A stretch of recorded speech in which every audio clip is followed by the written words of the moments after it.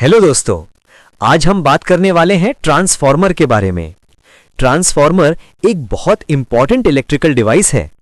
आपने इसे electric pole पर देखा होगा, पावर स्टेशन में देखा होगा और फोन चार्जर के अंदर भी ट्रांसफॉर्मर होता है। आज हम सिंपल लैंग्वेज में समझेंगे ट्रांसफॉर्मर क्या होता है, कैसे काम करता है, उसके टाइप्स क्या होते हैं, फॉर्मूला क्या होता है और रियल लाइफ में कहां यूज होता है। चलिए शुरू करते हैं। 1. ट्रांसफॉर्मर क्या होता है? ट्रांसफॉर्मर एक ऐसा डिवाइस है जो वोल्टेज को चेंज करता है, मतलब वोल्टेज को बढ़ा सकता है, वोल्टेज को कम कर सकता है। इंपॉर्टेंट बात, ट्रांसफॉर्मर सिर्फ एसी पर काम करता है, डीसी पर काम नहीं करता। 2. ट्रांसफॉर्मर के मेन पार्ट्स। ट्रांसफॉर्मर के मेनली 3 पार्ट्स होते हैं। प्राइमरी वाइंडिंग, ये इनपुट साइड होती है जहां से एसी सप्लाई देते हैं। सेकेंडरी वाइंडिंग, ये आउटपुट साइड होती है जहां से हमें वोल्टेज मिलता है। आयन कोर, ये दोनों कॉइल्स को मैग्नेटिक फील्ड के थ्रू कनेक्ट करता है। आयन कोर मैग्नेटिक फील्ड को स्ट्रांग बनाता है। प्राइमरी और सेकेंडरी कॉइल डायरेक्टली वायर से कनेक्टेड नहीं होते, वो मैग्नेटिक फील्ड के थ्रू कनेक्टेड होते हैं। 3. ट्रांसफॉर्मर का वर्किंग प्रिंसिपल। ट्रांसफॉर्मर काम करता है एक प्रिंसिपल पर जिसे कहते हैं म्यूचुअल इंडक्शन। इस कॉन्सेप्ट को डिस्कवर किया था माइकल फैराडे ने। अब वर्किंग स्टेप बाय स्टेप समझते हैं। प्राइमरी कॉइल में एसी सप्लाई देते हैं। एसी करंट कंटिन्यूअसली चेंज होता रहता है। चेंजिंग करंट की वजह से मैग्नेटिक फील्ड भी चेंज होता है। यह changing magnetic field iron core के थ्रू सेकेंडरी कॉइल तक जाता है। सेकेंडरी कॉइल में वोल्टेज इंड्यूस हो जाता है। इस प्रोसेस को इलेक्ट्रोमैग्नेटिक इंडक्शन कहते हैं। 4. ट्रांसफॉर्मर का फॉर्मूला। ट्रांसफॉर्मर का मेन फॉर्मूला है Vp upon Vs is equal to NP upon NS। यहां Vp primary voltage, Vs secondary voltage, NP primary turns, NS secondary turns.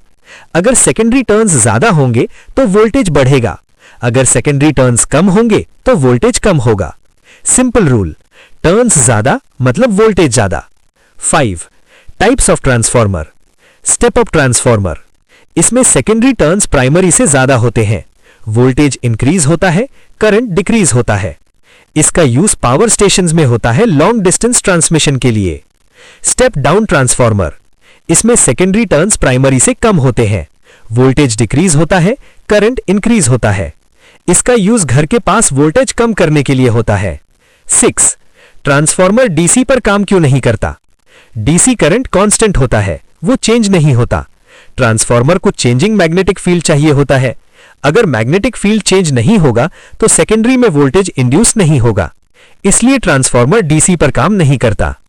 7. Transformer के लॉसेस। रियल लाइफ में transformer perfect नहीं होता, कुछ losses होते हैं।